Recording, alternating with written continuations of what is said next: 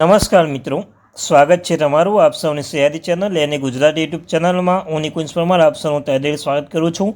તો મિત્રો, આજના વિડીયોમાં વાત કરવાની છે પેન્શનો માટે ખૂબ જ આવે સારા સમાચાર.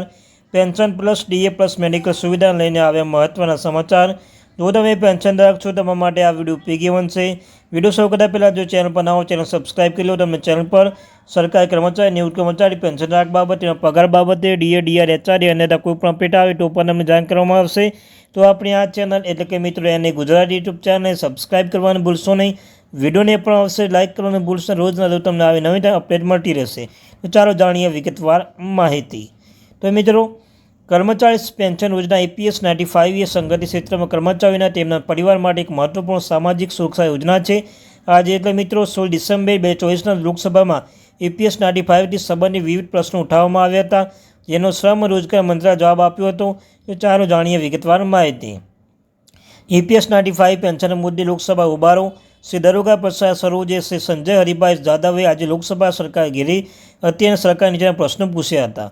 પ્રશ્ન એ હતો મિત્રો કે એમાં EPS 95 પેન્શનને પેન્શન આપવા માટે નીતિ અને માપદંડ શું છે અને શું તેમાં ફેરફાર કરવાનો નિર્ણય લેવામાં આવે છે.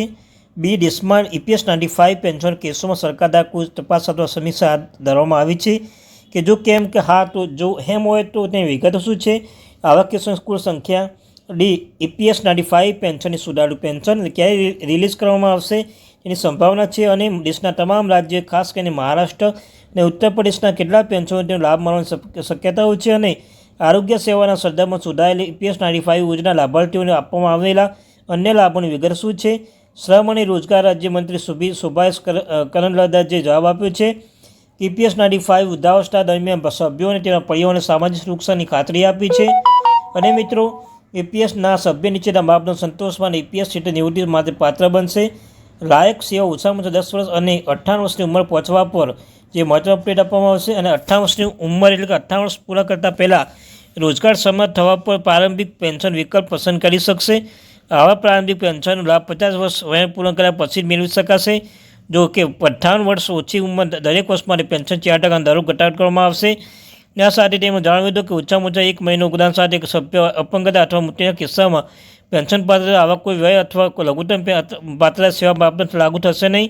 EPS પેન્શન હેઠળ કેન્દ્ર સરકાર સભ્ય, વિકલાંગ સભ્ય, વિધવા નોમિની, આશ્રિત માતા પિતા પેન્શન દર મહિને 1000 રૂપિયા લઘુત્તમ પેન્શન આપશે અને 1/9/2014થી અનાથ પેન્શન માટે દર મહિને 750 અને બાળક માટે 250 પ્રતિ માસ કરવામાં આવશે.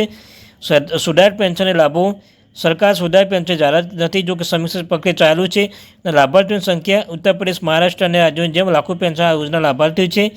પેન્શન માટે EPS 95 આરોગ્ય સેવાઓ. આરોગ્ય સેવા EPS 95 હેઠળ સીધી રીતે આવરી લેવામાં આવતી હતી, જેથી જો કે પેન્શન રાજ્ય કેન્દ્ર સરકાર દ્વારા ચલાવવામાં આવતી અન્ય યોજના પર લાભ મેળવી શકશે. EPS 95 યોજના લાખો કર્મચારી અને તેમના પરિવાર માટે સામાજિક સુરક્ષા સુનિશ્ચિત કરશે. જો કે લઘુત્તમ પેન્શન વધારવા અંગે આરોગ્ય સેવાઓનો સમાવેશ કરવા માગણી હજુ પેન્ડિંગ છે. સરકાર આ મુદ્દા ઉપર વિચાર કરી હતી, પણ ફંડની વર્તમાન સ્થિતિ જોતાં કોઈ મોટો ફેરફાર જાહેરાત કરવામાં આવી નથી. તો મિત્રો, આ તે માહિતી. Thank you very much.